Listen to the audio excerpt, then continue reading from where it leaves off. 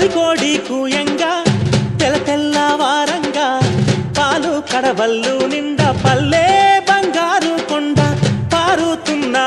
ఏరు పచ్చ పచ్చాని పైరు ముత్యాల ముగ్గుల్లో సిగ్గులొలికే పల్లె సంక్రాంతి సంబరాలు